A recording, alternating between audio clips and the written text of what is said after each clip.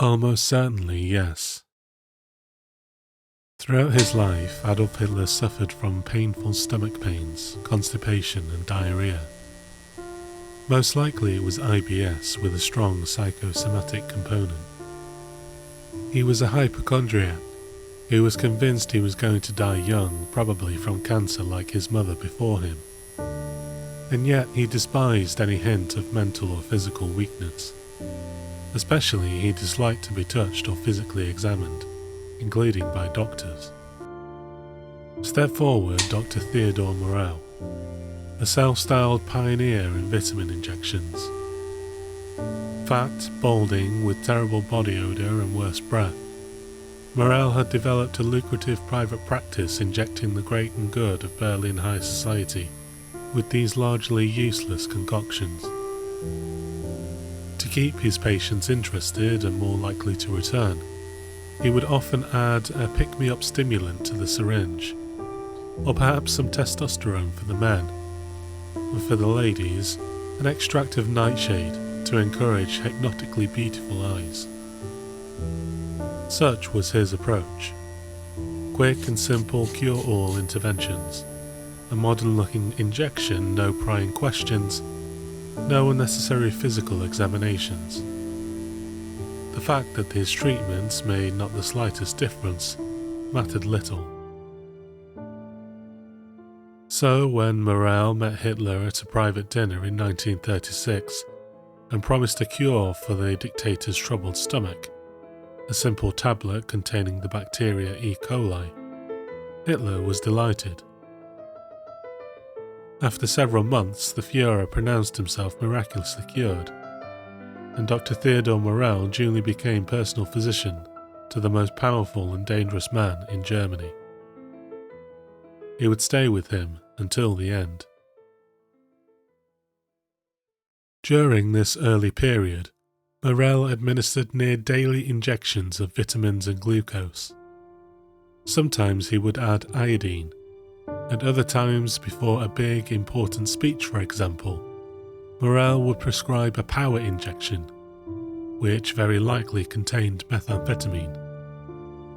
Hitler, who for his stomach cramps had once drank an old trench remedy based on gun cleaning oil, continued to be pleased with the new doctor's interventions.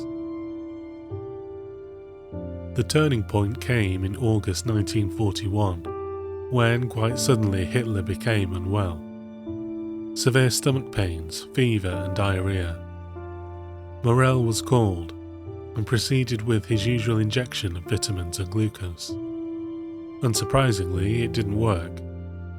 Next, he tried a hormone preparation he had manufactured himself, which contained extracts of pig's heart, adrenal cortex, liver and pancreas.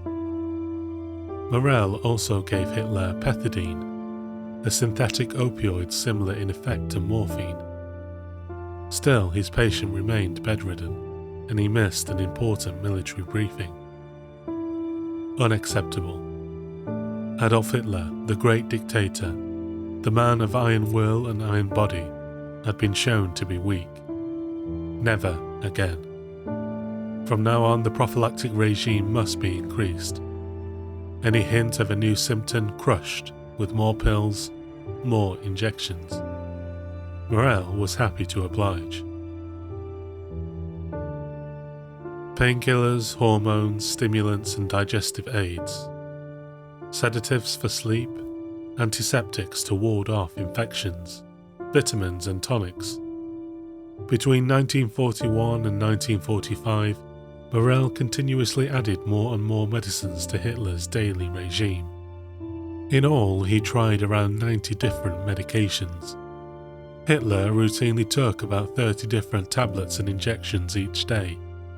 The details of this noxious regime are genuinely incredible. Morell prescribed tonofosfan, used nowadays for improving milk production and fertility in livestock, and homoceran, a bodybuilding supplement made from placenta. To combat bouts of depression, he tried oxycorin, a derivative of bull's testicles, and also prostaglandinum, an extract of Bull's seminal vesicles and prostate. Interestingly, given Hitler's reputation as more or less asexual, he was also prescribed testosterone injections for his poor libido.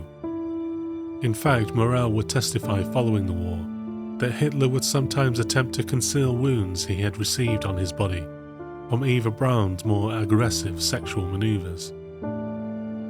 Morell also prescribed estrogen to Hitler to, he wrote, help his poor digestion. Stimulants of various kinds were a mainstay. Dr. Morell gave Hitler vitamin tablets to swallow each day, specially wrapped in gold foil so as to mark them out for personal use by the Fuhrer. Some of these contained yet more methamphetamine to combat tiredness.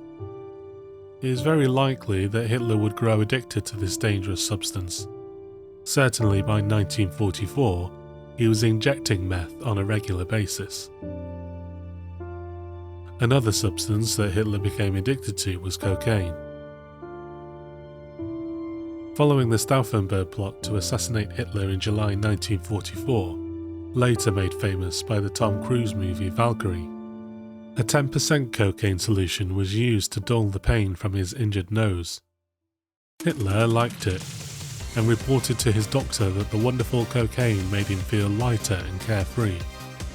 In fact, he insisted that the solution continued to be applied long after his nose had healed, and it nearly killed him. Within a few months, after yet another unnecessary cocaine dose had been applied, he lost consciousness, and his doctors feared his breathing would stop.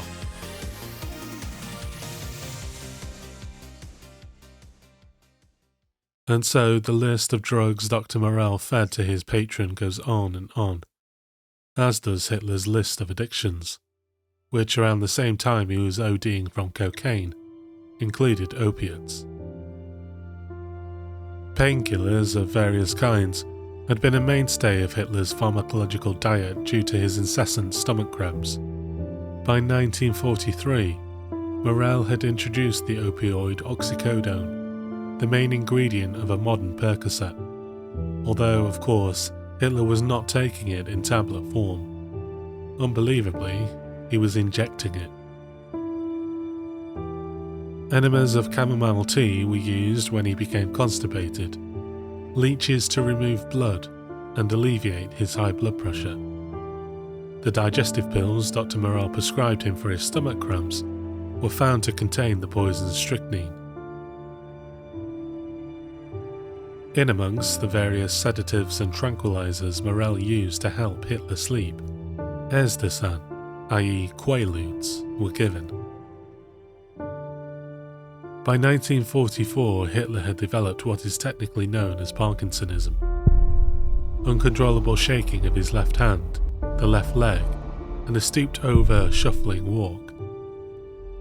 Parkinsonism is often caused by the primary disorder after which it is named, Parkinson's disease. But it can also result from far rarer causes, drug abuse with methamphetamines for one. Of course, we will never really know. As the Allied bombs wreaked carnage on Berlin, Hitler's supply of drugs dried up. He dismissed Morell from his bunker in a fit of rage, and 10 days later shot himself on the 30th of April 1945, aged 56. Dr. Theodor Morell was interrogated for 2 years by American forces following the war, and was eventually released in the summer of 1947. Having once had a fake medical uniform made for himself, so he would fit in with the military officers surrounding Hitler during the war, he was now destitute, broken, and without shoes on his feet. He was eventually taken by a half-Jewish Red Cross nurse to a hospital south of Munich. He died there on the 26th of May 1948. Thanks for listening. If you like this, subscribe and hit the notification bell.